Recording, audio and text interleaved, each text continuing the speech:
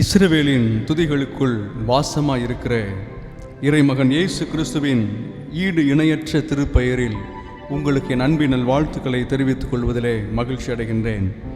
இந்த ஞாயிறு ஆராதனையை நாம் அவரோடு கூட இணைந்து ஆராதிப்பதற்கு ஆண்டவர் கொடுத்திருக்கின்ற இந்த அற்புதமான நாளுக்காக நாம் ஆண்டவருக்கு நன்றி செலுத்தி இந்த ஆராதனையை ஆண்டவர் ஆசீர்வதித்து தரும்படி அவரை நோக்கி நாம் ஜெபம் செய்வோம். கர்த்தரை துதியுங்கள், அவர் நாமத்தை தொழுது கொள்ளுங்கள், அவருடைய செய்கைகளை ஜனங்களுக்குள்ளே அறிவியுங்கள், அவருடைய நாமம் உயர்ந்ததென்று பிரஸ்தாபம் பண்ணுங்கள். அன்பின் ஆண்டவரே, இந்த மனமகிழ்ச்சியான நன்னாளிலே, இந்த ஞாயிறு தினத்திலே உம்முடைய திருப்பாதத்திலே வந்து உம்மை நோக்கி பார்ப்பதற்கு ஆண்டவர் நீர் பாராட்டி இருக்கிற உம்முடைய கிருபைகளுக்காக நன்றியோடு உம்மை துதிக்கிறோம், நன்றியோடு உம்மை ஸ்தோத்திரிக்கிறோம். ஆண்டவரே, இந்த ஆராதனையை நீர் எங்களுக்கு ஆசீர்வதித்து தர வேண்டும் என்று நாங்கள் ஜெபிக்கின்றோம். ஒவ்வொரு நாளும் எங்களோடு கூட இருந்து ஆராதனையின் வழியாக உம்மை ஆராதிப்பதற்கு கிருபை செய்கின்ற ஆண்டவர், இந்த ஆராதனையின் வழியாகவும் நீர் எங்களோடு கூட இருந்து எங்களை கரம் பிடித்து வழி நடத்த வேண்டும் என்று நாங்கள் ஜெபிக்கின்றோம். நாங்கள் பாடுகின்ற பாடல்கள், ஆராதிக்கின்ற ஆராதனைகள், கேட்கின்ற உம்முடைய வார்த்தைகள் அனைத்தையும் நீர் எங்களுக்கு ஆசீர்வதித்து தாரும். உம்முடைய அன்பு சமூகத்தில் எங்களை தாழ்த்தி ஒப்பு கொடுக்கின்றோம். நேசிக்கின்ற இயேசு கிறிஸ்துவின் மூலம் வேண்டிக் கொள்கிறோம் அன்பின் ஆண்டவரே, ஆமீன். அன்புக்குரியவர்களே, திரியேக தெய்வத்தை போற்றி துதிக்கும்படியாக, அவரை பாடி மகிமைப்படுத்தும்படியாக கீர்த்தனையிலே 125வது பாடல், தேனினி மயிலும் இயேசுவின் நாமம் திவ்ய மதுரமாமே, அதை தேடியே நாடி ஓடியே வருவாய் தினமும் நீ மனமே. தேன் இனி மயிலும் அந்த இயேசு கிறிஸ்துவனுடைய நாமத்தை போற்றி புகழ்ந்து பாடி அவருடைய நாமத்தை நாம் மகிமைப்படுத்துவோமா?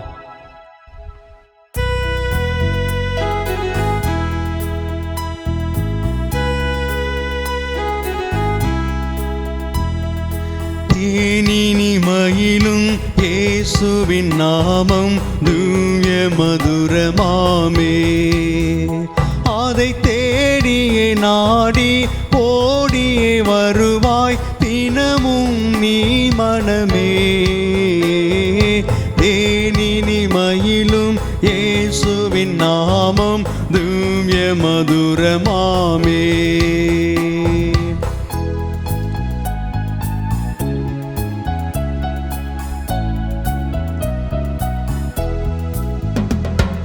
காசினி தனிலே நேசமதாக கஷ்டத்தை உத்தரித்தே, பாவ கசடதை அறுத்து சாபத்தை தொலைத்தார் கண்டுணர் நீ மனமே.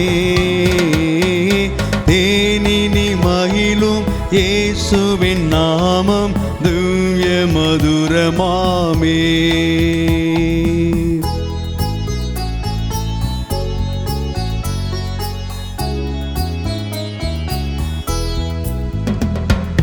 பாவியை மீட்க தாவியே உயிரை தாமே ஈந்தவரா, பின்னும் நேமியாம் கருணை நிலைவரமுண்டு நீதம் துதி என் மனமே. தேனினி மகிழும் இயேசுவின் நாமம் திவ்ய மதுரமாமே.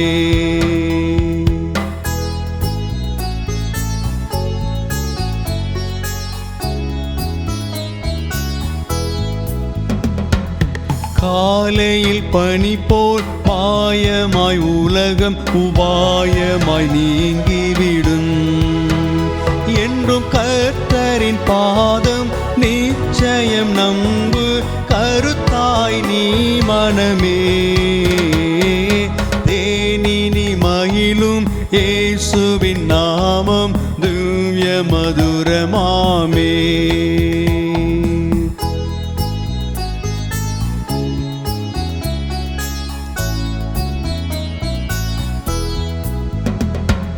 துன்பத்தில் இன்பம், தொல்லையில் நல்ல துணைவராம் நேசரிடம் நீயும் அன்பதாய் சேர்ந்தார் அனைத்துணை காப்பார் ஆசைகொள் நீ மனமே.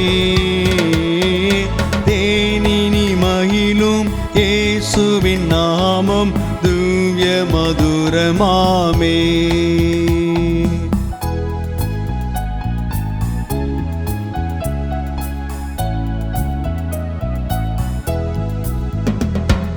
பூலோகத்தாரும் மேலோகத்தாரும் புகழ்ந்து போற்று நாமம். அதை பூண்டு கொண்டால் தான் பொன்னகர் வாழ்வில் புகுவாய் நீ மனமே. தேனினி மகிழும் இயேசுவின் நாமம் திவ்ய மதுரமாமே. அதை தேடியே நாடி ஓடியே வருவாய் தினமும் நீ மனமே. தேனினி மகிழும் இயேசுவின் நாமம் திவ்ய மதுரமாமே. நம் அனைவரும் இருந்தவாறே ஆண்டவரை தொழுது கொள்வோம். ஆராதனை முறை புஸ்தகத்திலே 2ஆம் பக்கம். கர்த்தரோவென்றால் தமது பரிசுத்த ஆலயத்தில் இருக்கிறார். பூமியெல்லாம் அவருக்கு முன்பாக மௌனமாய் இருக்க கடவது. மகிமையும் கனமும் அவர் சமூகத்தில் இருக்கிறது. வல்லமையும் மகத்துவமும் அவர் பரிசுத்த ஸ்தலத்தில் இருக்கிறது. நானோ உமது மிகுந்த கிருபையினாலே உமது ஆலயத்திற்குள் பிரவேசிப்பேன். உமது பரிசுத்த சன்னதிக்கு நேரே பயபக்தியுடன் பணிந்து கொள்வேன். கர்த்தர் என் வெளிச்சமும் என் ரட்சிப்பும் ஆனவர், யாருக்கு பயப்படுவேன்? கர்த்தர் என் ஜீவனின் பலனானவர், யாருக்கு அஞ்சுவேன்? அவர் நம்முடைய பாவங்களுக்கு தக்கதாக நமக்கு செய்யாமலும் நம்முடைய அக்கிரமங்களுக்கு தக்கதாக நமக்கு சரி கட்டாமலும் இருக்கிறார். பூமிக்கு வானம் எவ்வளவு உயரமாக இருக்கிறதோ அவருக்கு பயப்படுகிறவர்கள் மேல் அவருடைய கிருபையும் அவ்வளவு பெரிதாக இருக்கிறது. கர்த்தர் எனக்கு செய்த எல்லா உபகாரங்களுக்காகவும் அவருக்கு எண்ணத்தை செலுத்துவேன். ரட்சிப்பின் பாத்திரத்தை எடுத்துக்கொண்டு கர்த்தருடைய நாமத்தை தொழுது கொள்வேன். ஆண்டவரே, என் உதடுகளை திறந்திரளும், அப்பொழுது என் வாய் உம்முடைய புகழை அறிவிக்கும். அன்புக்குரிய ஆண்டுடைய பிள்ளைகளே, 116ஆம் சங்கீதம் 12ஆம் 13ஆம் வசனம் சொன்னது போல, கர்த்தர் எனக்கு செய்த எல்லா உபகாரங்களுக்காகவும் அவருக்கு எண்ணத்தை செலுத்துவேன்.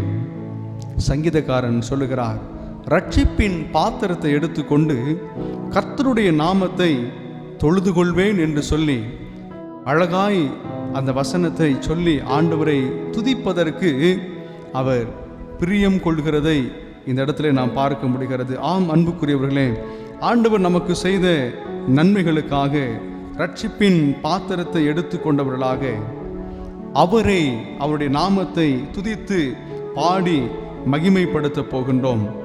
வேத வசனம் சொல்லுகின்றபடி 18ஆம் சங்கீதம் 2ஆம் வசனம், கர்த்தர் என் கன்மலையும் என் கோட்டையும் என் இரட்சகரும் என் தேவனும் நான் நம்பி இருக்கிற என் துருகமும் என் கேடகமும் என் உயர்ந்த அடைக்கலமுமாய் இருக்கிறார் என்று வேதம் சொல்லியிருக்கிறது. இப்படிப்பட்ட ஆண்டவரை நாம் துதித்து உள்ளத்தின் ஆழத்திலிருந்து நாம் இப்பொழுது மகிமைப்படுத்த போகின்றோம். அவர் நம்முடைய வாழ்க்கையில செய்த எல்லாவிதமான நன்மைகளையும் நினைத்து அவருடைய நாமத்தை நாம் ஸ்தோத்தரித்து நாம் பாடப்போகின்றோம். எல்லோரும் இணைந்து என்னோடு கூட இணைந்து ஒரு சில பழைய பாடல்களை பாடி அவருடைய நாமத்தை நாம் மகிமைப்படுத்த போகின்றோம்.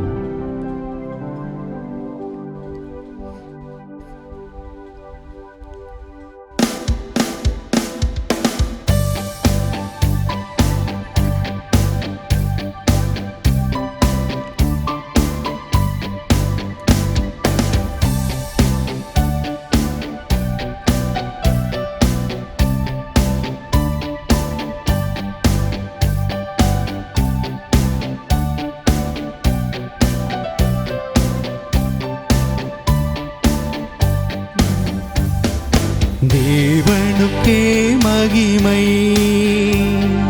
தெய்வத்திற்கே மகிமை, என்னை தேடி வந்து மீட்டவரே, தினம் உமக்கே மகிமை.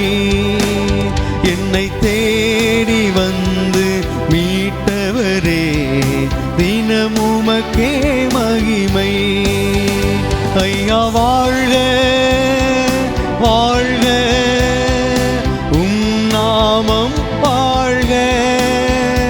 ஐயா வாழ்க வாழ்க, உம் நாமம் வாழ்க.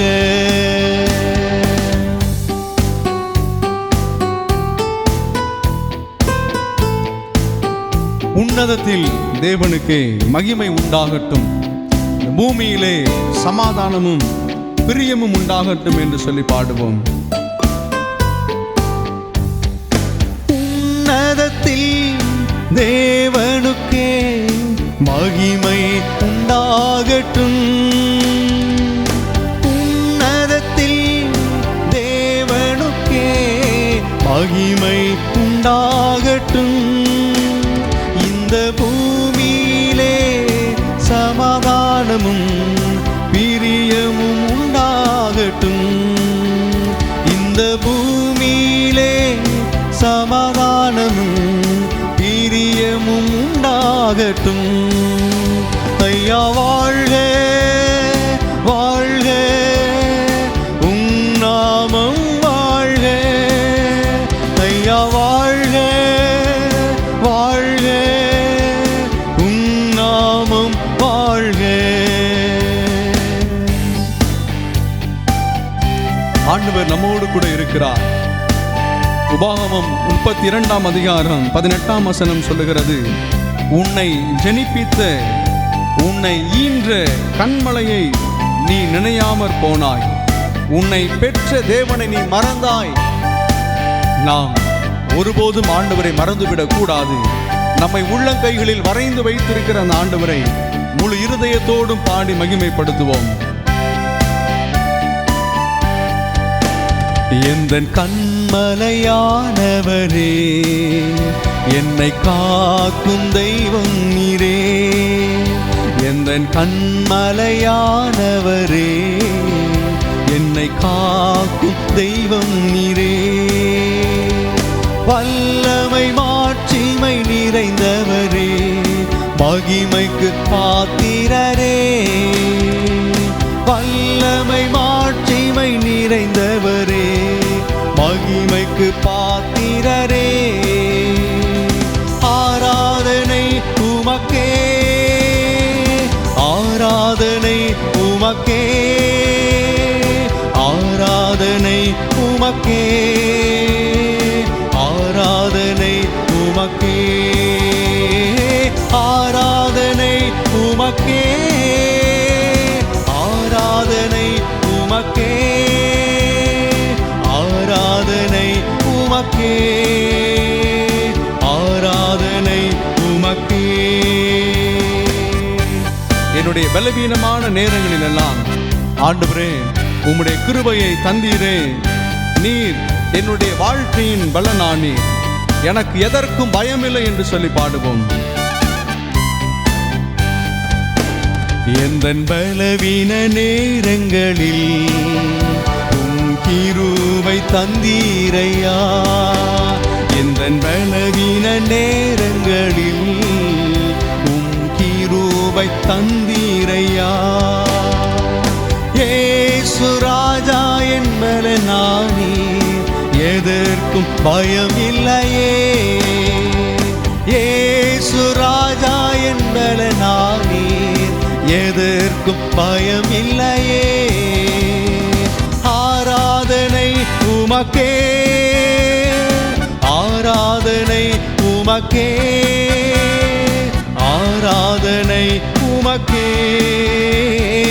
ஆராதனை உமக்கே, ஆராதனை உமக்கே, ஆராதனை உமக்கே, ஆராதனை உமக்கே, ஆராதனை உமக்கே. ஆண்டவர் நம்முடைய வாழ்க்கையிலே குறைவுகளை எல்லாம் நிறைவாக்கக்கூடியவர். அவர் ஒருவரே நம்முடைய வாழ்க்கையில் வெற்றி சிறந்தவர். குறை நீக்கும் வல்லவரே, உமக்கு கோடி ஸ்தோத்திரம். பாவ கரை போக்கும் கர்த்தாவே, கல்வாரி நாயகனே, உமக்கு ஸ்தோத்திரம் என்று பாடுவோம். குறை நீக்கும் வல்லவரே, கோடி ஸ்தோத்திரமே. குறை நீக்கும் வல்லவரே, கோடி ஸ்தோத்திரமே. கரை போக்கும் கர்த்தாவே, கல்வாரி நாயகனே, பாவக்கரை போக்கும் கர்த்தாவே, கல்வாரி நாயகனே. எல்லாரும் இணைந்து ஐயா வாழ்க வாழ்க, உம் நாமம் வாழ்க. ஐயா வாழ்க வாழ்க, உம் நாமம் வாழ்க.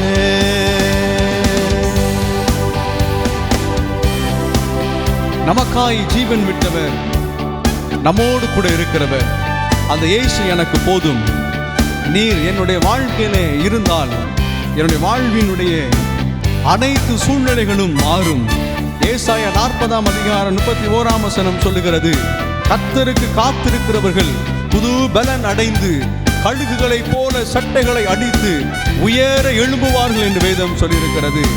ஆம் அன்புக்குரியவர்களே, ஆண்டவருக்கு பயந்திருக்கின்ற நாம், அவருக்காய் காத்திருக்கின்ற நாம் புது பலனை அடைய முடியும் என்று சொல்லி உற்சாகத்தோடு கூட இணைந்து பாடி மகிமைப்படுத்துவோம். எனக்காய் ஜீவன் விட்டவரே, என்னோடிருக்க எழுந்தவரே. எனக்காய் ஜீவன் விட்டவரே, என்னோடிருக்க எழுந்தவரே. என்னை என்றும் வழி நடத்துவாரே, என்னை சந்திக்க வந்திடுவாரே. என்னை என்றும் வழி நடத்துவாரே, என்னை சந்திக்க. எல்லாரும் இணைந்து இயேசு போதுமே, இயேசு போதுமே போதுமே, இயேசு போதுமே போதுமே. எந்த நாளிலுமே என் நிலையிலுமே எந்த வாழ்வினிலே இயேசு போதுமே. ஆம் அன்புக்குரியவர்களே, இந்த உலகத்திலே மனிதர்கள் நம்மை கைவிட்டாலும், நம்முடைய மாமிசமே அழிந்து போனாலும், ஐஸ்வர்யம் யாவும் ஒழிந்து போனாலும், ஆண்டவர் என்னோடு கூட இருக்கிறார். என்னை கைவிடாத நேசர் என்னோடு கூட இருக்கிறார். உள்ளங்கைகளில் வரைந்தவர் என்னோடு கூட இருக்கிறார் என்று உணர்ந்து நாம் பாடி மகிமைப்படுத்துவோம்.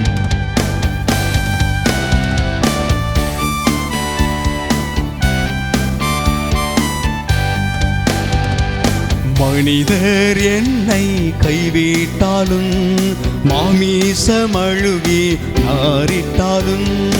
மனிதர் என்னை கைவிட்டாலும், மாமிசமழுகி நாரிட்டாலும்.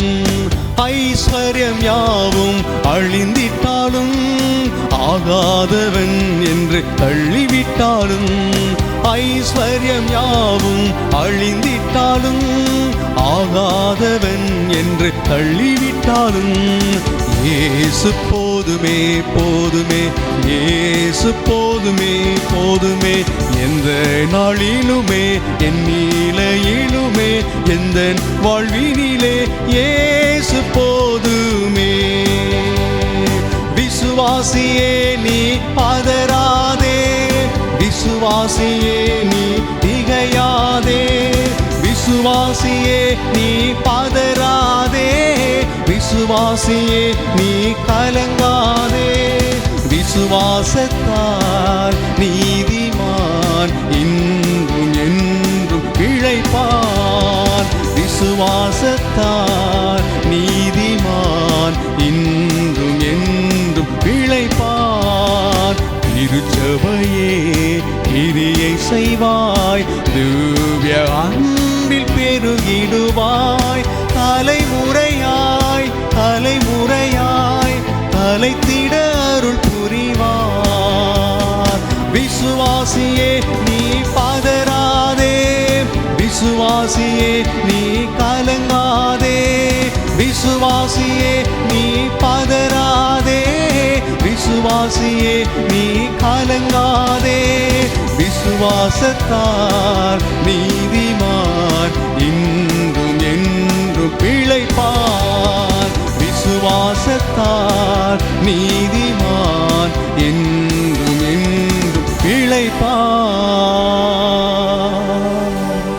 விசுவாசியே நீ பதறாதே, விசுவாசியே நீ கலங்காதே. விசுவாசியே நீ பதறாதே, விசுவாசியே நீ கலங்காதே. விசுவாசத்தால் நீதிமான் இன்றும் என்றும் பிழைப்பான். விசுவாசியே நீ பதறாதே, நம்மோடு கூட இருக்கிறவர் பெரியவர். சோர்ந்து போய் கிடக்கிறீர்களோ, நீங்கள் பதற வேண்டாம், நீங்கள் கலங்க வேண்டாம். ஆண்டவர் நம்மோடு கூட இருக்கிறார், ஆண்டவர் நம்மோடு கூட இருக்கின்றார். வேத வசனம் சொல்லுகிறது, நான் உங்களோடு கூட இருக்கிறேன், உங்களை திக்கற்றவர்களாக விடேன் என்று வேதம் சொல்லுகிறது. கலங்காதே, உங்கள் இருதயம் கலங்காதிருப்பதாக. தேவனிடத்தில் விசுவாசமாயிருங்கள், என்னிடத்திலும் விசுவாசமாயிருங்கள் என்று ஆண்டவர் சொல்லுகிறார். நானே வழியும் சத்தியமும் ஜீவனுமாய் இருக்கிறேன் என்று ஆண்டவர் சொல்லியிருக்கிறார். ஆண்டவரே, பரநாவியே, பரிசுத்த ஆவியானவரே, எனக்குள் நீர் வாரும் ஆண்டவரே என்று சொல்லுவோம். வரவேணும் என்னுடைய பரிசுத்த ஆவியானவரே, என்னுடைய உள்ளத்தை நீர் ஆட்கொள்ளும் ஆண்டவரே என்று சொல்லி இந்த காலை வேளையில் நம்மை தாழ்த்தி ஆண்டுடைய அன்பு சமூகத்தில் ஒப்புக் கொடுப்போம். ஆண்டவரே, ஏசாயா 59:12 சொல்லுகிறது, என் மீறுதல்கள் உமக்கு முன்பாக மிகுதியாய் இருந்து எங்கள் பாவங்கள் எங்களுக்கு விரோதமாய் சாட்சி சொல்லுகிறது. எங்கள் மீறுதல்கள் எங்களோடு இருக்கிறது, எங்கள் அக்கிரமங்களை அறிந்திருக்கிறோம். இஸ்ரவேல் ஜனங்களுடைய வெளிப்படையான ஒரு பாவ அறிக்கை. ஆம் அன்புக்குரியவர்களே, வேதவசனம் சொல்லுகிறது 59 ஏசாயா 2 உங்கள் அக்கிரமங்களே உங்களுக்கும் உங்கள் தேவனுக்கும் நடுவாக பிரிவினை உண்டாக்குகிறது, உங்கள் பாவங்களே அவர் உங்களுக்கு செவி கொடாதபடிக்கு அவருடைய முகத்தை உங்களுக்கு மறைக்கிறது. எனக்கு ஆண்டவர் செவி கொடுக்கவில்லை என்று சொல்லி கேள்வி கேட்கிறோமா? என்னுடைய ஜெபத்திற்கு பதில் இல்லை என்று சொல்லி ஒருவேளை சோர்ந்து போய் கிடக்கின்றோமா?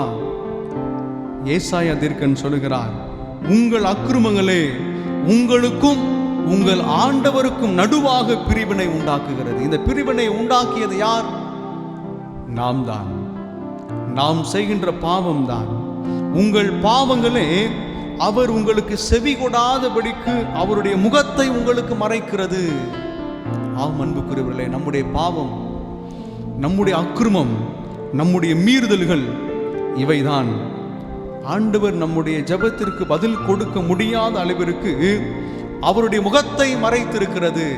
எனவேதான் 51 தாவீது இப்படி ஜெபித்தார், ஆண்டவரே, என்னுடைய பாவங்களை பாராதபடிக்கு உமது முகத்தை மறைத்து என் அக்கிரமங்களை எல்லாம் நீக்கியருளும் ஆண்டவரே, நிலைவரமான ஆவியை உள்ளத்திலே புதுப்பியும் ஆண்டவரே என்று சொல்லி கெஞ்சி கதறினார். ஆண்டவருடைய முகத்தை மறைத்து கொள்ள முடியுமா? அந்த அளவிற்கு அவருடைய பாவம், அக்கிரமம் கொடூரமாக இருந்தது. அன்புக்குரியவர்களே, என்னுடைய பாவங்களை மன்னிப்பதற்கு பரிசுத்த ஆவியானவரே நீர் வாரும்.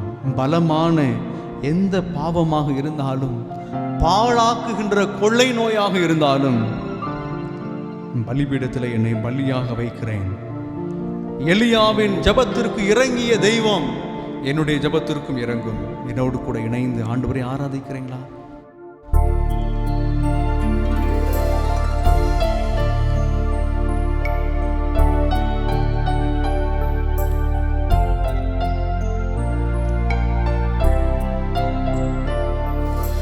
பலமான பாவமும் பாழா மனோய்களும் வலிய கொடும் ரோகமும் மாம்ச சிந்தை ஓடுமே.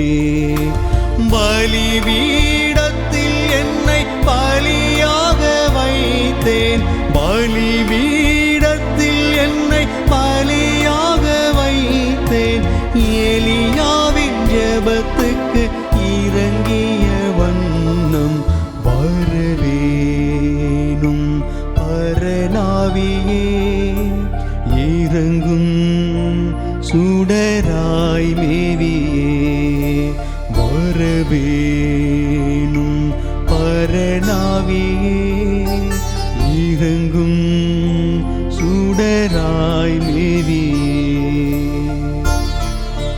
எந்தன் பாவம் யாவையும் எரிக்கும் வகை தேடியும் எங்கும் இந்த லோகத்தில் எத்தியுமே காண்கிறேன். எந்தன் செயலால் என்னால் ஒன்றுமே முடியாது. இன்றைக்கே நீர் வாரும். என்னுடைய செயல்களினாலே ஆண்டவரை அடைய முடியும் என்று சொல்லி ஒருபோதும் நான் நினைத்து விட முடியாது. ஆவியானவர் நமக்குள் வாசம் செய்தால் மாத்திரமே என்னுடைய அக்கிரமங்களும் என்னுடைய பாவ கரைகளையும் நீக்க முடியும். எந்தன் பாவம் யாவையும் எரிக்கும் வகை தேடியும் எங்கும் இந்த லோகத்தில் எத்தியுமே காண்கிறேன். எந்தன் செயலால் யாதொன்றும் முடியா, எந்தன் செயலால் யாதொன்றும் முடியா. இன்றே வானா இனி வரவேணும் வரவேணும் பரனாவியே. இறங்கும் சுடராய் மேவியே வரவேணும் பரனாவியே. இறங்கும் சுடராய் மேவியே. மருளாம் பாவம் மருவிய எனக்கு, மருளாம் பாவம் மருவிய எனக்கு. வானாக்கினியால் ஞான தீட்சை தர வரவேணும் பரனாவியே. இறங்கும் சுடராய் மேவியே. ஆமாண்டவரே, நீர் ஒருவர் ஆராதனைக்குரியவர். நீர் ஒருவர் மாத்திரமே எங்களுடைய பாவங்களை கழுவி சுத்திகரிக்கக்கூடிய சர்வ வல்லமை பொருந்தியவர். ஒருவரும் சேரக்கூடாத ஒளியில் வாசம் செய்கிற உன்னதமானவர். இந்த உலகத்தில் இருக்கக்கூடிய எல்லா விதமான காரியங்களை காட்டிலும் நீர் ஒருவரே உயர்ந்தவர். உம்மையே ஆராதிக்கிறோம். நீர் ஒருவரே ஆராதனைக்கு பாத்திரர். ஆராதனை நாயகர் நீரே,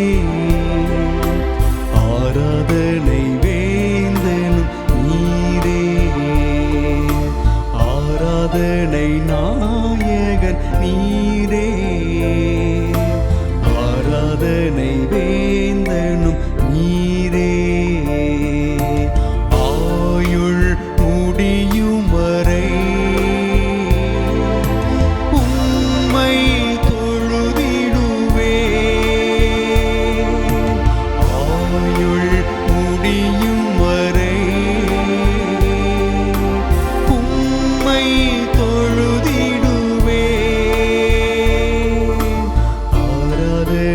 நாயகர் நீரே, ஆராதனை வேந்தனும் நீரே. ஆராதனை நாயகர் நீரே, ஆராதனை வேந்தனும் நீரே.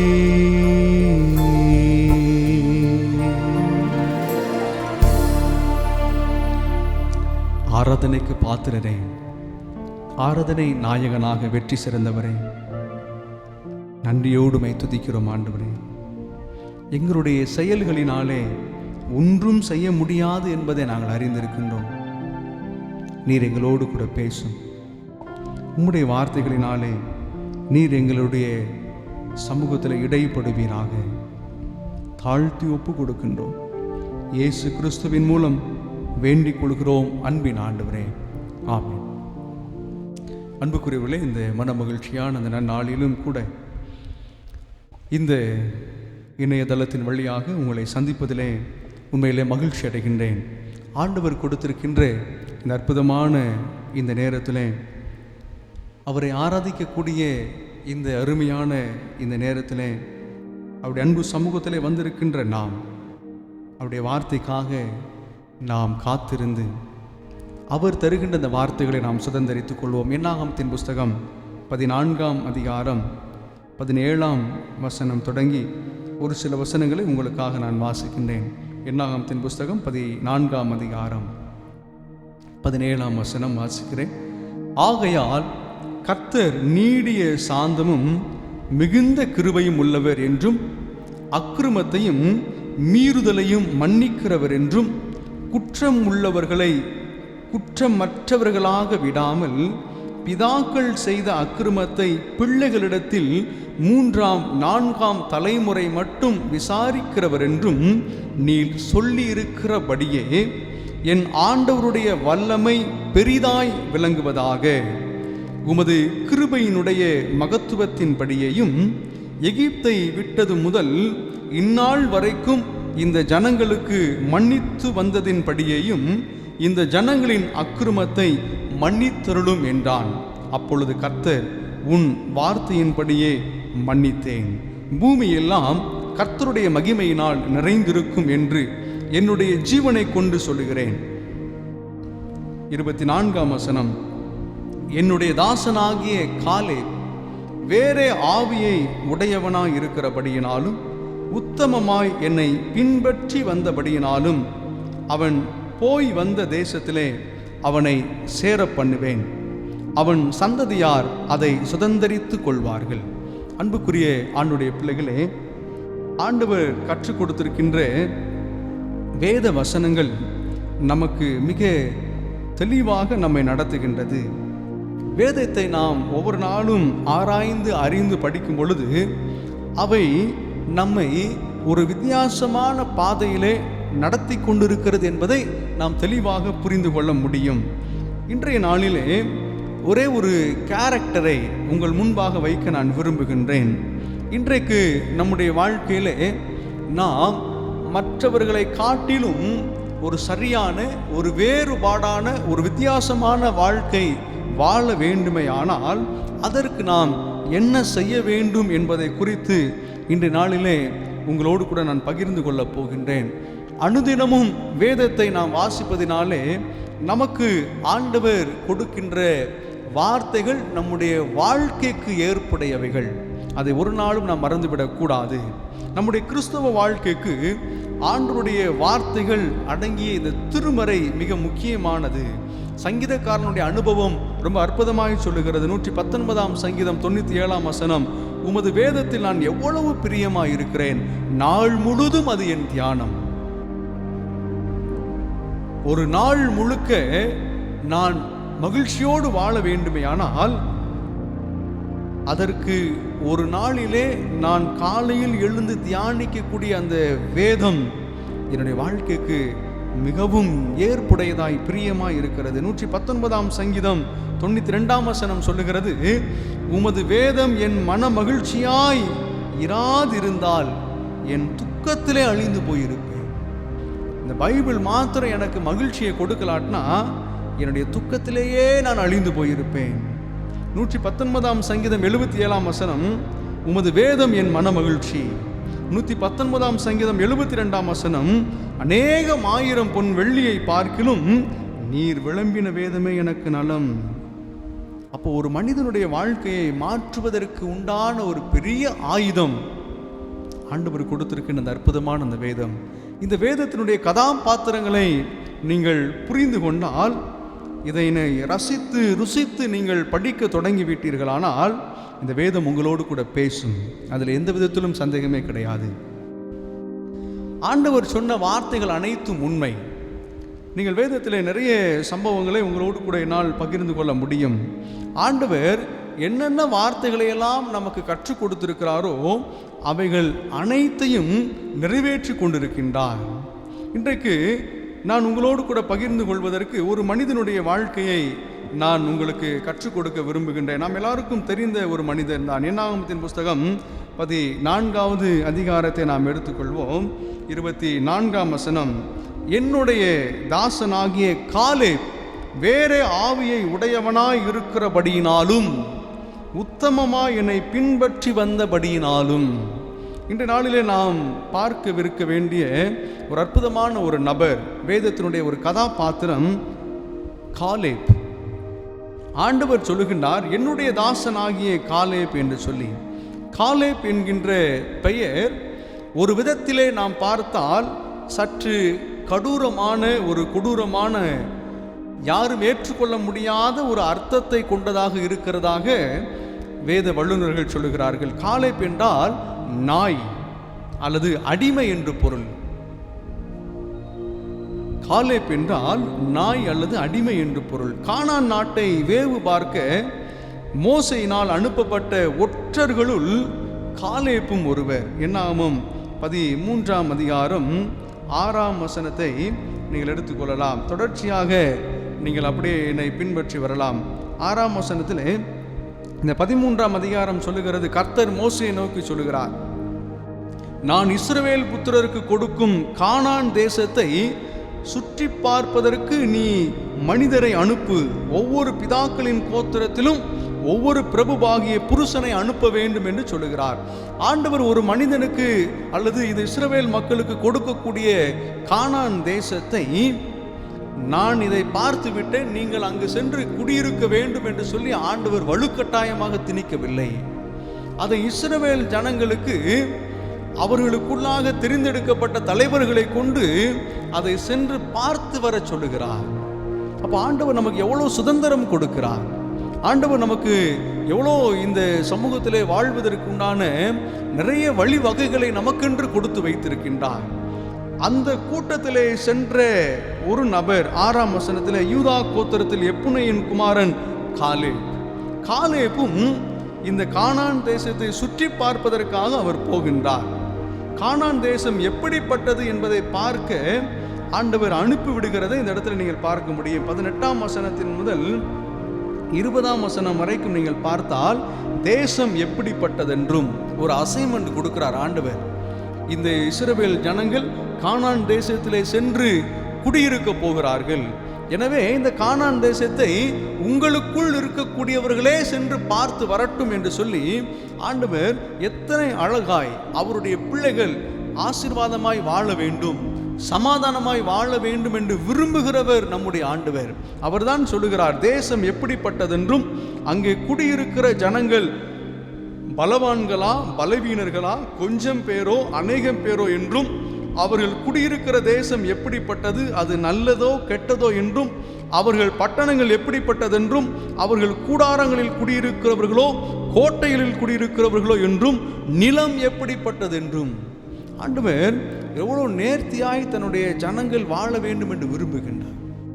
அவர் சொல்லாத கருத்துக்கள் எதுவுமே கிடையாது. இஸ்ரவேல் ஜனங்கள் சென்று அங்கு குடியிருப்பதற்கு ஆண்டவர் எல்லாவற்றையும் நமக்கு அழகாக அவர்களுக்கு கொடுக்கின்றார்.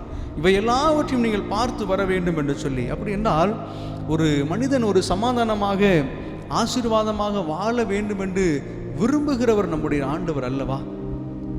இப்படி வேவு பார்ப்பதற்காக அவர்களை அனுப்பி விடுகின்றார். இப்போ நீங்கள் 13ஆம் அதிகாரம் 24ஆம் வசனம் முதல் 33ஆம் வசனம் வரைக்கும் நீங்கள் வாசித்து பார்த்தால், சுற்றி பார்க்க சென்றவர்கள் 40 நாட்கள் கழித்து மீண்டும் பாரான் வனாந்தரத்தில் இருக்கிற காதேசுக்கு அவர்கள் திரும்ப வருகிறார்கள். இப்போ அவர்கள் ஒவ்வொருவருடைய ரிப்போர்ட் சப்மிட் பண்ணுறாங்க.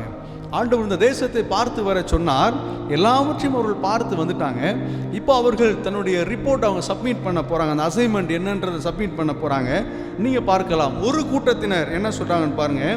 27ஆம் 28ஆம் வசனத்தில் அவர்கள் மோசையை நோக்கி, நீர் எங்களை அனுப்பின தேசத்துக்கு நாங்கள் போய் வந்தோம், அது பாலும் தேனும் ஓடுகிற தேசம்தான், இது அதனுடைய கனி என்று சொல்லி காண்பிக்கிறார்கள். ஆனாலும் அவருடைய ரிசல்ட்டை நீங்க பார்க்கலாம்.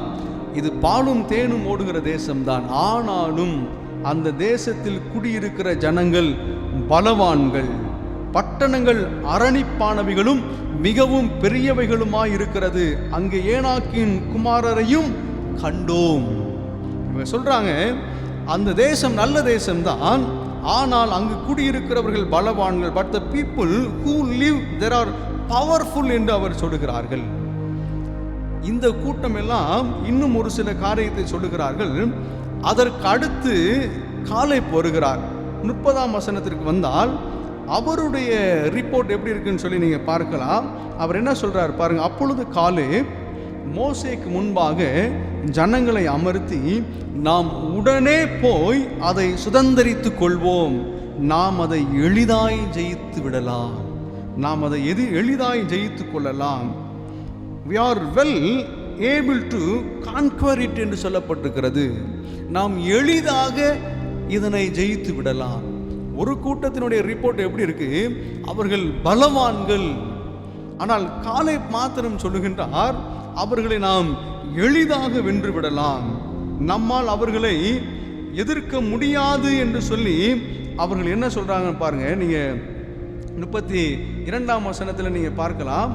இன்னொரு கூட்டம் சொல்லுகிறார்கள், நாங்கள் போய் சுற்றி பார்த்து வந்த அந்த தேசம் தன் குடிகளை பட்சிக்கிற தேசம், நாங்கள் அதிலே கண்ட ஜனங்கள் எல்லாரும் மிகவும் பெரிய ஆட்கள். 33ஆம் வசனத்தில், அங்கே ராட்சச பிறவியான ஏனாக்கின் குமாரராகிய ராட்சதரையும் கண்டோம், நாங்கள் எங்கள் பார்வைக்கு வெட்டுக்கிளிகளைப் போல இருந்தோம், அவர்கள் பார்வைக்கும் அப்படியே இருந்தோம் என்று சொல்லி இப்படி இஸ்ரவேல் புத்திரருக்குள்ளே தாங்கள் சுற்றி பார்த்து வந்த தேசத்தை குறித்து துர்ச்செய்தியை பரப்பினார்கள். ஒரு கூட்டம் துர்ச்செய்தியை பரப்பி கொண்டிருக்கிறார்கள். ஆனால் காலேப் மாத்திரம் சொல்லுகின்றார், நாம் இந்த தேசத்தை எளிதாக வென்று விடலாம், அவர்களை நாம் எளிதாக வென்று விடலாம் என்று சொல்லி துர்ச்செய்தியை கேட்ட உடனே என்னாகும் 14ஆம் அதிகாரம் 1 முதல் 4 வசனத்தை நீங்கள் வாசித்தால், இஸ்ரவேல் சபையார் எல்லாரும் கூக்குரலிட்டு புலம்பினார்கள். அவருடைய வார்த்தையை நீங்கள் பார்க்கலாம். இஸ்ரவேல் புத்திரர் எல்லாரும் மோசேக்கும் ஆரோனுக்கும் விரோதமாக முறுமுறுத்தார்கள். எகிப்து தேசத்திலே செத்து போனோமானால் நலமாயிருக்கும், இந்த வனாந்தரத்திலே நாங்கள் செத்தாலும் நலம், நாங்கள் எகிப்துக்கு திரும்பி போவோம் என்று சொல்லி அவர்கள் சொல்லுகின்ற அந்த வார்த்தையை நீங்கள் கவனிக்க முடிகிறது. 3ஆம் வசனத்திலே, எகிப்திற்கு திரும்பி போகிறதே எங்களுக்கு உத்தமம். ஆண்டவரை நம்பி தேடி வந்த ஒரு கூட்டம் இன்றைக்கு நாங்கள் திரும்பி போவதே எங்களுக்கு நலம் என்று சொல்லக்கூடிய அளவிற்கு ஒரு கூட்டத்தினுடைய ரிப்போர்ட் அப்படி இருக்கிறது. இன்றைக்கு நாம் எப்படி மற்றவர்களை உற்சாகப்படுத்தி கொண்டிருக்கின்றோம்? நம்முடைய கிறிஸ்தவ வாழ்க்கையிலே மற்றவர்களுக்கு நாம் என்ன உற்சாகமான வார்த்தையை நாம் கொடுத்து கொண்டிருக்கின்றோம்? பயங்காட்டி கொண்டிருக்கின்றோம். இன்றைக்கு இப்படி ஆகிவிடும் அப்படி ஆகிவிடும் என்று சொல்லி இன்றைக்கு வேத வசனத்தை கொண்டு ஒரு விசுவாசத்தை கற்றுக் கொடுக்கக்கூடிய கிறிஸ்தவர்களாகிய நாம் பயந்து போய் கிடக்கின்றோம். 5ஆம் வசனத்தில் நீங்கள் வாசித்தால், மோசேயும் ஆரோனும் இஸ்ரவேல் மக்கள் முன்பாக முகங்குப்புற விழுந்து விட்டார்கள். 6ஆம் வசனத்தில் யோசுவாவும் காலேப்பும் தங்கள் வஸ்திரங்களை கிழித்து கொண்டு, 8ஆம் வசனத்திலே அவர்கள் சொல்லுகிறார்கள், கர்த்தர் நம்மேல் பிரியமாய் இருந்தால் பாலும் தேனும் ஓடுகிற தேசத்தை நமக்கு கொடுப்பார். கெஞ்சுறாங்க. கர்த்தர் நமக்கு பிரியமாய் நம்மேல் பிரியமாய் இருந்தால் ஆண்டவர் நமக்கு பாலும் தேனும் ஓடுகிற தேசத்தை கொடுப்பார். 7ஆம் வசனத்தில் இஸ்ரவேல் புத்திரரின் சமஸ்த சபையை நோக்கி அவர்கள் சொல்றாங்க, நாங்கள் போய் சுற்றி பார்த்து சோதித்த தேசம் மகா நல்ல தேசம், எக்ஸீடிங் குட் லேண்ட் என்று சொல்லப்பட்டிருக்கிறது. மகா நல்ல தேசம். கர்த்தர் நம்மேல் பிரியமாய் இருந்தால் அந்த தேசத்தை நமக்கு கொடுப்பார். அவங்க அந்த ஜனங்களை பார்த்து சொல்றாங்க பாரு, 9ஆம் வசனத்தில், கர்த்தருக்கு விரோதமாய் மாத்திரம் கலகம் பண்ணாதிருங்கள்.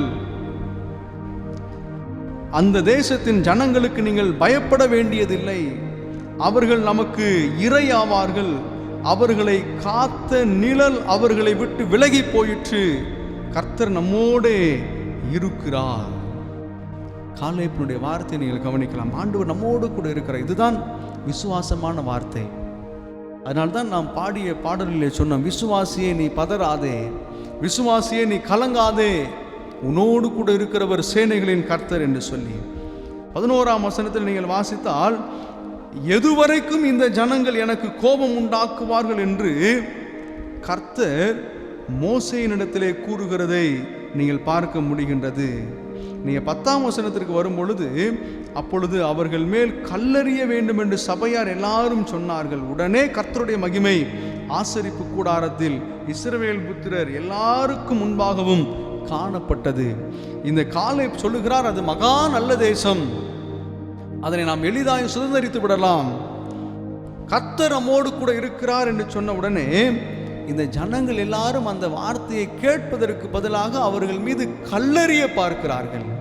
உடனடியாக ஆண்டவருக்கு ஒரு கோபம் வந்துவிட்டது. எதுவரைக்கும் இந்த ஜனங்கள் எனக்கு கோபம் உண்டாக்குவார்கள்? 12ஆம் வசனத்தில் பாருங்க, அவர்களை புறம்பாக்கி போடுவேன் என்று சொல்லி ஆண்டவர் சொல்லுகின்றார். அவர்களை நான் புறம்பாக்கி போடுவேன். 13ஆம் வசனம் தொடங்கி 19ஆம் வசனம் வரைக்கும் இந்த ஜனங்கள் உம்முடைய வல்லமையை விளங்கட்டும் என்று மோசே கர்த்தரிடத்திலே சொல்லுகிறதை நீங்கள் பார்க்க முடிகின்றது. உம்முடைய வல்லமையை இந்த ஜனங்கள் பார்க்க வேண்டும் என்று சொல்லி சொல்லுகிறார். 20ஆம் வசனத்தில் கர்த்தர் மோசேயினிடத்திலே கூறுகிறார், உன் வார்த்தையின்படியே மன்னித்தேன். அதைத்தான் நாம் வாசித்தோம். உன் வார்த்தையின்படி இந்த ஜனங்களை மன்னித்தேன். 23ஆம் வசனத்தில் எனக்கு கோபம் உண்டாக்கினவர்கள் அந்த தேசத்தை காண மாட்டார்கள் என்று அவர் சொல்லுகின்றார். 23ஆம் வசனத்தில் எனக்கு கோபம் உண்டாக்கினவர்களில் ஒருவரும் அதை காண மாட்டார்கள். ஆண்டவர் என்ன சொல்லுகிறார்? இன்றைக்கு இந்த விசுவாச வாழ்க்கையிலே, இந்த கிறிஸ்தவ வாழ்க்கையிலே நாம் பரிசுத்தமாய் வாழ்வதற்கு பல தடைகள் இருக்கத்தான் செய்யும், பல குழப்பங்கள் இருக்கத்தான் செய்யும், பல பலவீனங்கள் இருக்கத்தான் செய்யும். இதையெல்லாம் பார்த்து ஆண்டவரே, என்னால் இங்கே இருக்க முடியாது, இந்த கிறிஸ்தவ வாழ்க்கையில் என்னால் வாழ முடியாதுன்னு சொல்லி நான் மறுபடியும் எகிப்துக்கு போயிடுவேன்னு சொல்லி நாம் முடிவு பண்ணினோம்னா, ஆண்டவர் சொல்கிறாரு, ஒருவரும் நான் கொடுக்கின்ற அந்த தேசத்திலே பிரவேசிக்க மாட்டார்கள். பாடுகளின் ஊடே, கஷ்டத்தின் ஊடே பயணிக்கின்ற நமக்கு ஆண்டவர் ஒரு அற்புதமான ஒரு பரலோக ராஜ்யத்தினுடைய அனுபவத்தை வைத்திருக்கின்றார். அதுதான் நமக்கு கோல், அதுதான் நமக்கு தேவையான ஒன்று. இப்படி சொல்லியதற்கு பிற்பாடுதான் ஆண்டவர் காலேபை பார்த்து சொல்லுகிறார். 24ஆம் வசனத்தில், என்னுடைய தாசனாகிய காலேப் வேறு ஆவியை உடையவனாய் இருக்கிறபடியினாலும் உத்தமமாய் என்னை பின்பற்றினபடியினாலும். ஆண்டவர் இவ்வளோ பெரிய கூட்டத்திற்குள்ளாக எதை எதிர்பார்க்கின்றார்? இன்றைக்கு எல்லா மக்களும், இஸ்ரவேலில் இருக்கக்கூடிய லட்சக்கணக்கான மக்கள், அவர்கள் பயந்து போய் எகிப்துக்கு திரும்பி விடலாம் என்று சொல்லி அவர்களுக்குள்ளாக புலம்பி அழுது கொண்டிருக்கக்கூடிய இந்த நேரத்தில் காலேபை ஆண்டவர் பார்க்கும் பொழுது ஒரு வித்தியாசமான ஆவியை உடையவனாக இருக்கிறாரே என்று சொல்லி காலேபை பார்த்து ஆண்டவர் மெச்சிக்கொள்கிறார். இன்றைக்கு நம்முடைய வாழ்வு எப்படி இருக்கிறது? இன்றைக்கு உலக மக்கள் எல்லோரும் வேறு விதமாய் செயல்பட்டு கொண்டிருக்கும் பொழுது, நீங்களும் நானும் ஆண்டவரை நோக்கி பயணிக்கின்ற நாம் வித்தியாசமான வாழ்வின் அனுபவத்தை உடையவர்களாக இருக்க வேண்டும் என்று சொல்லி ஆண்டவர் நம்மிடத்தில் எதிர்பார்க்கிறார். Caleb has a different spirit from the others. மற்ற எல்லாரை காட்டிலும் அவரிடத்தில் ஒரு வித்தியாசமான ஒரு கேரக்டர் இருந்தது. அன்புக்குரிய ஆண்டவருடைய பிள்ளைகளே, இன்றைக்கு நம்முடைய வாழ்க்கையில் ஆண்டவர் அதைத்தான் எதிர்பார்க்கின்றார். உலகத்தின் மனிதர்களை போன்று அல்ல, நம்மிடத்தில் ஒரு வித்தியாசமான ஒரு பார்வையும் வித்தியாசமான ஒரு கேரக்டரும் இருக்க வேண்டும். என்னை காண்கிறவர்கள் கிறிஸ்துவினுடைய தன்மையை என்னிலே காண வேண்டும். நீங்கள் அந்த வசனத்தை கவனிக்கலாம். 37ஆம் வசனத்திற்கு நீங்கள் வரும் பொழுது அங்கே என்ன சொல்லப்பட்டிருக்கிறது என்று நீங்கள் பார்க்கலாம். துட்செய்தியை பரப்பினவர்களுக்கு என்ன ஆனது என்று பார்க்கலாம். சபையார் எல்லாரும் அவனுக்கு விரோதமாய் முறுமுறுக்கும்படி அந்த துட்செய்தியை சொன்னவர்களாகிய அந்த மனிதர் கர்த்தருடைய சந்நிதியில் வாதையினால் செத்தார்கள். They are spreading the bad report about the land were struck down and died of a plague before the Lord. ஆண்டவருக்கு முன்பாக ஆண்டவர் அவர் நேர்த்தியாய் ஒழுங்குபடுத்தி கொடுத்த அந்த தேசத்திற்குள்ளாக நுழைவதற்கு அவர்களால் முடியவில்லை என்று சொல்லி பின்வாங்கின கூட்டத்தையும் அல்லது இந்த இஸ்ரவேல் ஜனங்களுக்குள்ளாக துச்செய்தியை பரப்பினவர்கள் இன்றைக்கு வாதையினால் செத்து போனார்கள். ஆண்டவருடைய வசனம் உண்மை. ஆண்டவர் இந்த கானான் தேசத்தை குறித்து நீங்கள் பார்த்து வாருங்கள், அவர்கள் தங்கக்கூடிய அந்த தேசத்தை நீங்கள் பார்த்து வாருங்கள் என்று அனுப்பினார். அவர் எல்லாவற்றையும் அறிந்தவர், சகலத்தையும் அறிந்தவர். பூமியும் அது நிறைவும் கர்த்தருடையது. அவர் சொல்லுகின்ற காரியத்தை மீறுகின்ற யாராக இருந்தாலும் இந்த சம்பவத்தை நாம் புரிந்து கொள்ள வேண்டும். கடின பாடுகளுக்குள்ளாக நாம் பயணித்தாலும் ஆண்டவர் நமக்கென்று ஒரு வாழ்க்கை, அற்புதமான ஒரு வாழ்க்கையை வைத்திருக்கின்றார். வாதையினால் அவர்கள் செத்து போனால் துச்செய்தியை பரப்பினவர்கள். ஆண்டுடைய வார்த்தையை புரட்டி போடுகிறவர்கள் யாராக இருந்தாலும், ஆண்டுடைய வார்த்தையை தவறான முறையிலே துச்செய்தியாக பரப்பக்கூடிய யாராக இருந்தாலும் ஆண்டுடைய சன்னிதானத்திலே அவர்கள் ஏற்புடையவர்களாக இருக்க முடியாது. 38ஆம் வசனத்தில் நீங்கள் வாசித்தால், யோசுவாவும் காலேபும் மாத்திரம் உயிரோடு இருந்தார்கள் என்று சொல்லப்பட்டிருக்கிறது. ஏனென்றால் அவர்கள் நற்செய்தியை பரப்பினார்கள். துச்செய்தியை பரப்பின கூட்டம் வாதையினால் மடிந்தது.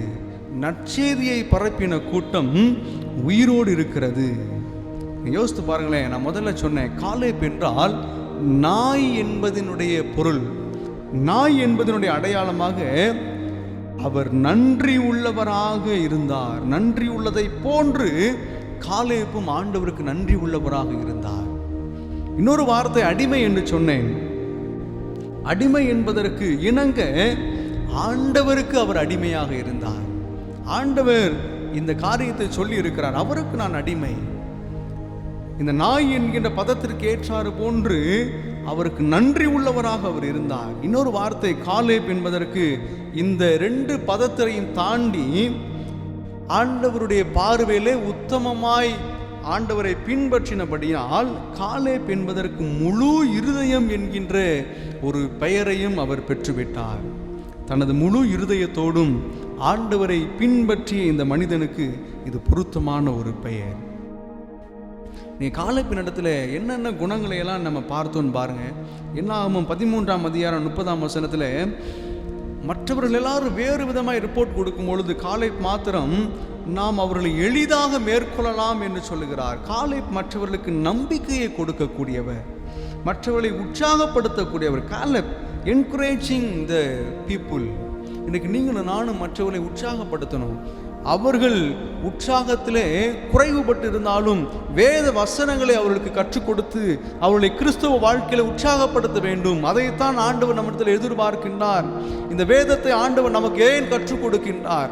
நான் கற்றுக் கொடுத்த இந்த வேதத்தை மற்றவர்களுக்கும் கற்றுக் கொடுத்து கிறிஸ்தவ வாழ்க்கையிலும் மற்ற வாழ்க்கையிலும் சோர்ந்து போகாத அளவிற்கு அவர்களை பலப்படுத்த வேண்டும் என்பதற்காகத்தான் ஆண்டவர் இந்த வார்த்தையை கற்றுக் கொடுத்திருக்கின்றார். இன்றைக்கு காலேப் அதனை செய்தார், மற்றவர்களை உற்சாகப்படுத்தினார். நீங்கள் பயப்பட வேண்டாம், ஆண்டவர் நம்மோடு கூட இருக்கின்றார். ஆண்டவர் நம்மோடு கூட இருக்கின்றார். அவர் சொல்லுகின்ற வார்த்தை அதுதான், கர்த்தர் நம்மோடு கூட இருக்கிறார், நீங்கள் பயப்பட வேண்டிய அவசியம் இல்லை. இன்றைக்கு இந்த கொள்ளை நோயினுடைய தாக்கம் நம்மை சுற்றி இருக்கின்ற இந்த நேரத்தில் நாம் மற்றவர்களை உற்சாகப்படுத்துவோம். நீங்கள் பயப்பட வேண்டாம், ஆண்டவர் நம்மோடு கூட இருக்கிறார், என்ன சூழ்நிலை ஆனாலும் நம்மை கைவிட மாட்டார் என்று சொல்லி மற்றவர்களை நாம் உற்சாகப்படுத்துவோம். ஒருவேளை அவர்கள் குடும்பத்திலே பிரச்சனையாக இருக்கலாம், தனிப்பட்ட வாழ்க்கையில பிரச்சனையோடு கூட இருக்கலாம், இந்த சமூகத்திலே பிரச்சனையோடு கூட இருக்கலாம். அவர்களை ஆண்டுடைய வார்த்தையை சொல்லி நீங்கள் உற்சாகப்படுத்துங்கள், பயப்பட வேண்டாம். சேனைகளின் கர்த்தர் நம்மோடு கூட இருக்கிறார் என்று சொல்லி உற்சாகப்படுத்துங்கள். அதை ஆண்டவர் எதிர்பார்க்கின்றார். இரண்டாவது காலேப்பினிடத்தில் என்னாகும் 14ஆம் அதிகாரம் 8ஆம் வசனத்தில் பாலும் தேனுகும் ஓடுகிற தேசத்தை கொடுப்பார். இது எதை குறிக்கிறது? விசுவாச வாழ்க்கையை கற்றுக் கொடுக்கக்கூடிய காலேப், ஃபெய்த் டீச்சிங். பாலும் தேனும் ஓடுகிற தேசத்தை அவர் நமக்கு கொடுப்பார். இதை ஆண்டவர் நமக்கு கற்றுக் கொடுக்கின்றார். இந்த காலேப் இந்த ஜனங்களுக்கு கற்றுக் கொடு. இதுதான் விசுவாச பாடம். இன்றைக்கு நீங்கள் சோர்ந்து போனாலும், இன்றைக்கு உங்களுக்குள் பிரச்சனை இருந்தாலும், ஆண்டவர் நமக்கென்று வைத்திருக்கக்கூடிய அந்த தேசத்தை நமக்கு கொடுப்பார் என்று சொல்லி ஒரு விசுவாச வாழ்க்கை பாடத்தை நாம் இந்த சமூகத்திற்கு கற்றுக் கொடுக்க வேண்டும். அடுத்து காலேப்பிட்டு நாம் புரிந்து கொள்ளக்கூடிய ஒன்று என்னாகும் 14ஆம் அதிகாரம் 9ஆம் வசனத்தில், கர்த்தர் நம்மோடு இருக்கிறார், அவர்களுக்கு பயப்பட வேண்டாம். எதிர்கால பயத்தை நீக்க கற்றுக் கொடுத்த Caleb. Reject our future fear. எதிர்காலத்திலே நமக்கென்று வரக்கூடிய பயத்தை நீக்குவதற்குரிய காரியத்தை அவர் சொல்லுகிறார். கர்த்தர் நம்மோடு கூட இருக்கின்றார். கர்த்தர் நம்மோடு கூட இருக்கிறார். மற்றவர்களை காட்டிலும் வேறுபட்ட வாழ்க்கை வாழ்ந்த ஒரு வித்தியாசமான ஆவியை கொண்ட மனிதனாகிய காலேப்பால் மாத்திரம்தான் இப்படி இருக்க முடிந்தது. உலகத்திற்குரிய மனிதர்களை போன்று நீங்களும் நானும் இருந்தால் உலகத்தில் என்ன சொல்லுகிறார்களோ அதைத்தான் நாம் பின்பற்ற முடியும். ஆண்டவர் என்ன சொல்லுகிறார் என்பதை அவர்களுக்கு நாம் கற்றுக் கொடுக்கவே முடியாது. உலகத்தோடு ஒத்த வேஷம் தரிப்பதற்கான வாழ்க்கை அல்ல ஆவிக்குரிய வாழ்க்கை. நான் வாழ்கின்ற வாழ்க்கை, நான் செயல்படுகின்ற செயல்பாடு ஆண்டவரை பிரியப்படுத்துகிறதா என்பதை புரிந்து கொள்ளாமல், அதனை வெளிப்படுத்தாமல் ஆண்டவரை நீங்களும் நானும் பிரியப்படுத்தவே முடியாது. அதனால்தான் இந்த காலேப்பை பார்த்து ஆண்டவர் சொன்னார், என் தாசனாகிய காலேப் வேறு ஆவியை உடையவன்.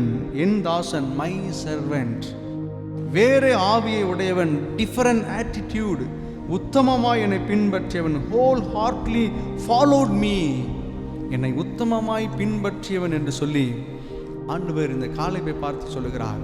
கடைசியாக இந்த காலேப்பை குறித்து ஒரு சில வார்த்தைகளை நான் உங்களுக்கு சொல்ல வேண்டும். கர்த்தர் காலேப்பை குறித்து என்ன சொல்லுகிறார்? என்னாகும் 14ஆம் அதிகாரம் 24ஆம் வசனம், காலேப் வேறு ஆவியை உடையவனாய் இருந்தபடியினாலும் உத்தமமாய் என்னை பின்பற்றினபடியினாலும் அவன் போய் வந்த அந்த தேசத்தை அவனுக்கு நான் கொடுப்பேன். இது கர்த்தர் காலேப்பை குறித்து சொன்ன ஒரு வார்த்தை. இப்ப காலேப்பை குறித்து மோசே என்ன சொல்லுகிறார் என்று நீங்கள் பார்க்கலாம். உபாகமத்தின் புஸ்தகம் 1ஆம் அதிகாரம் 36ஆம் வசனம், காலேப் கர்த்தரை உத்தமமாய் பின்பற்றினபடியினால் அவனுக்கும் அவன் பிள்ளைகளுக்கும் தேசத்தை கொடுப்பேன் என்று கர்த்தர் சொன்னார். இது காலேப்பை குறித்து மோசே சொன்னது. இந்த காலேப்பை குறித்து யோசுவா சொன்ன வார்த்தையை நீங்கள் புரிந்து கொள்ளலாம். யோசுவா 14ஆம் அதிகாரம் 14ஆம் வசனம், காலேப் கர்த்தரை உத்தமமாய் பின்பற்றினபடியினால் எபிரோன் அவனுக்கு சொந்தமாயிற்று. இது யோசுவா காலேப்பை குறித்து சொன்னது. இப்ப காலேப்பே தன்னை குறித்து அவர் சொல்லுகிற சாட்சி. யோசுவா 14ஆம் அதிகாரம் 8ஆம் வசனம், நானோ என் தேவனாகிய கர்த்தரை உத்தமமாய் பின்பற்றினேன்.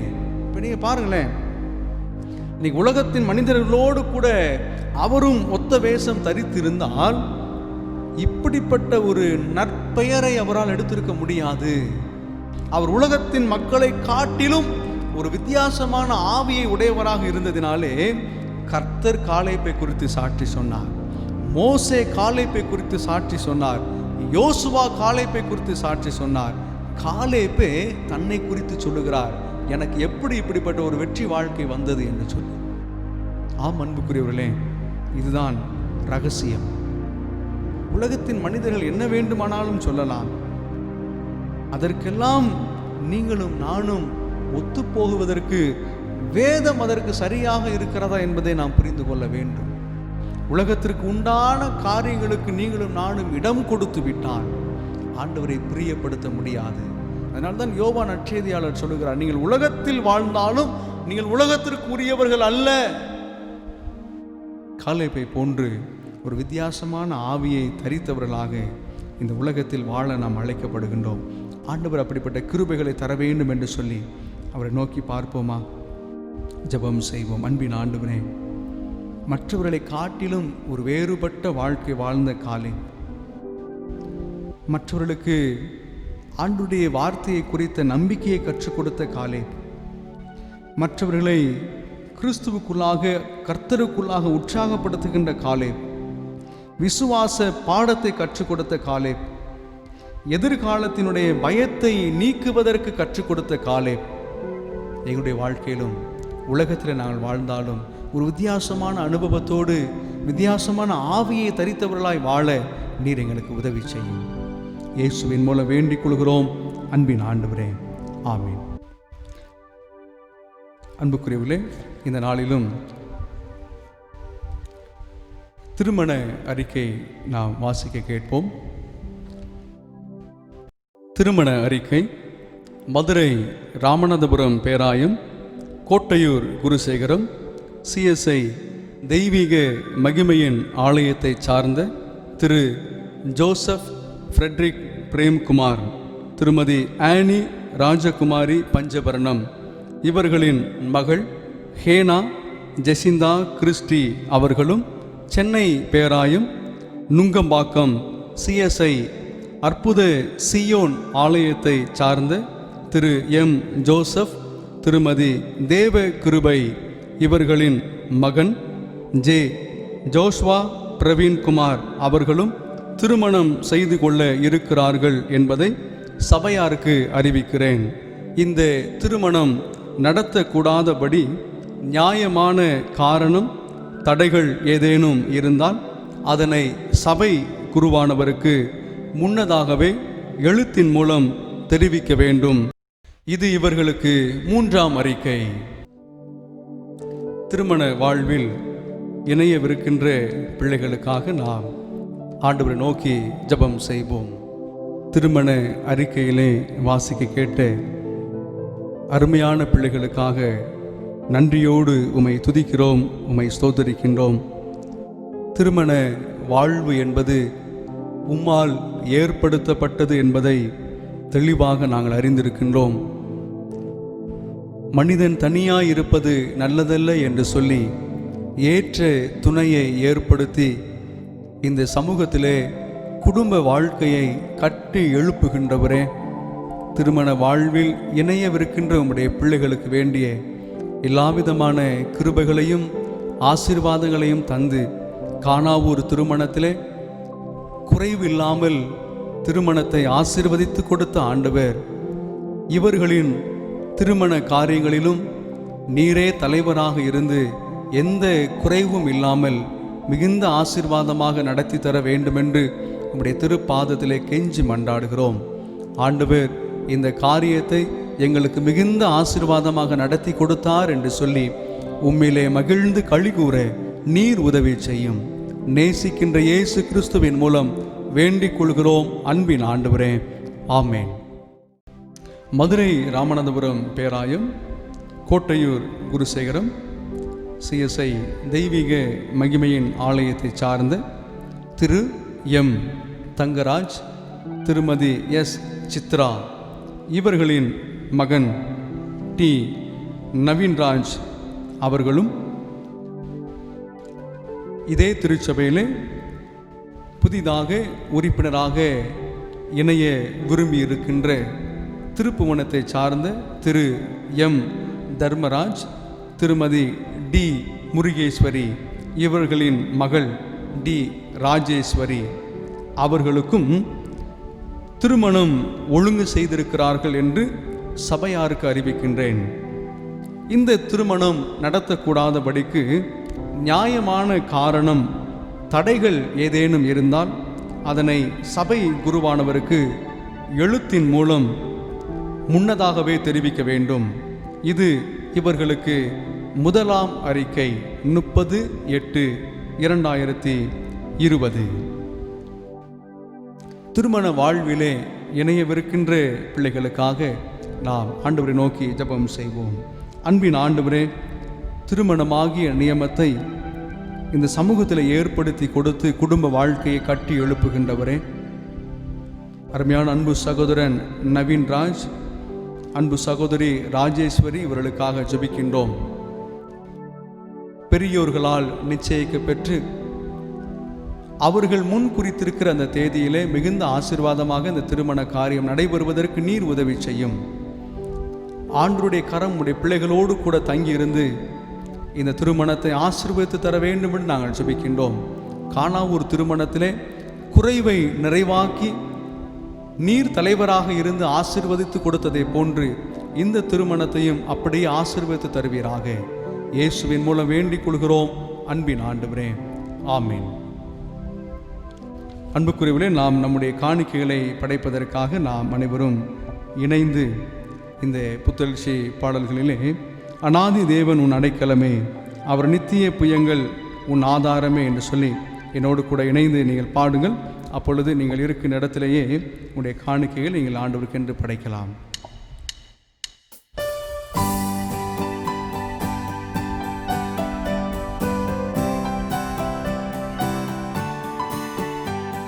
அநாதி தேவன் உன் அடைக்கலமே, அவர் நித்திய புயங்கள் உன் ஆதாரமே. அநாதி தேவன் உன் அடைக்கலமே, அவர் நித்திய புயங்கள் உன் ஆதாரமே. இந்த தேவன் என்றென்றும் உள்ள சதா காலமும் நமது தேவன், மரண பரியந்தம் நம்மை நடத்திடுவார். அநாதி தேவன் உன் அடைக்கலமே, அவர் நித்திய புயங்கள் உன் ஆதாரமே.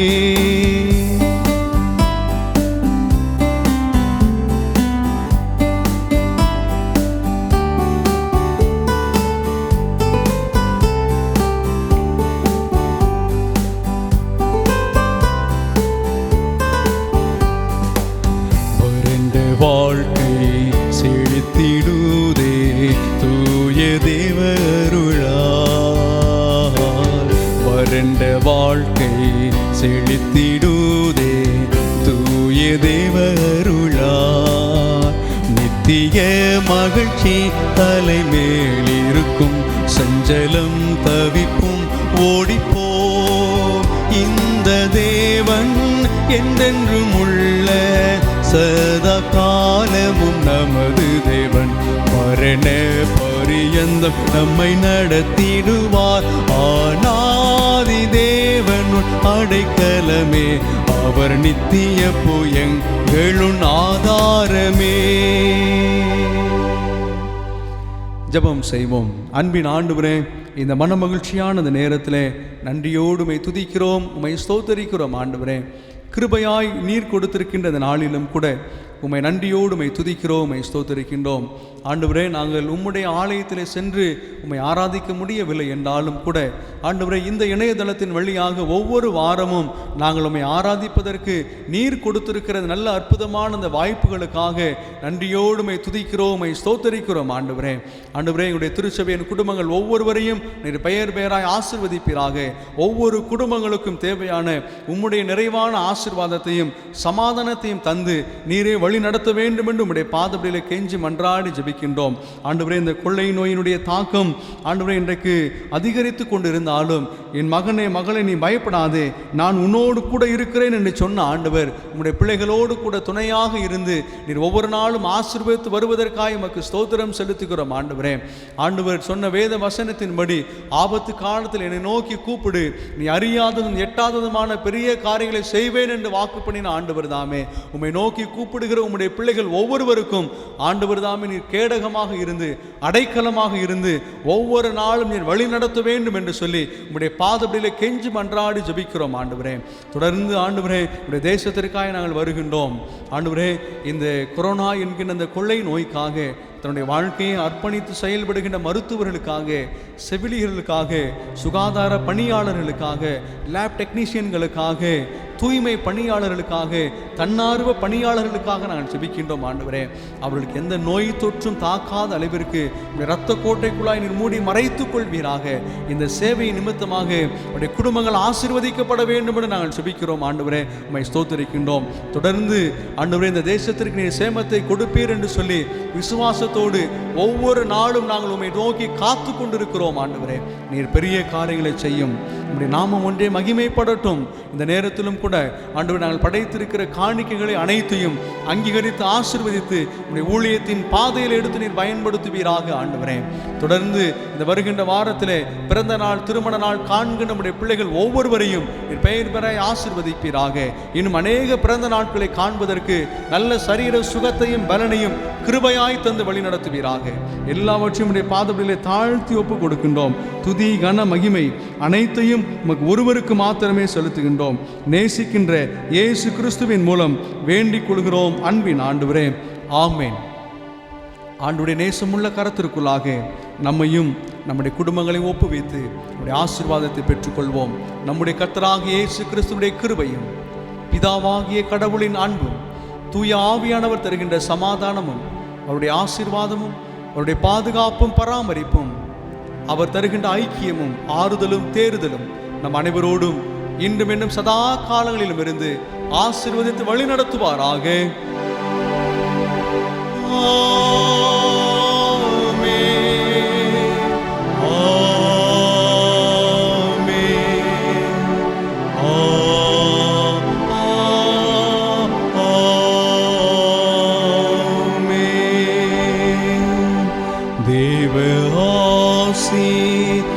வாதத்தோடே அடியாரை அனுப்போ வார்த்தையேனோ அப்பத்தாலே போஷித்து வளர்ப்பியோ இப்போதுமை தேடி வந்து மனதார போற்றினோ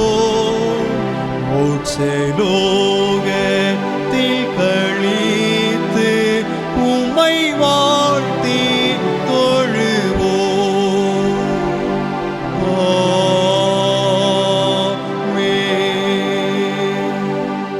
என் ஆத்துமாவே கர்த்தரை ஸ்தோத்திரி, என் முழு உள்ளமே அவருடைய பரிசுத்த நாமத்தை ஸ்தோத்திரி.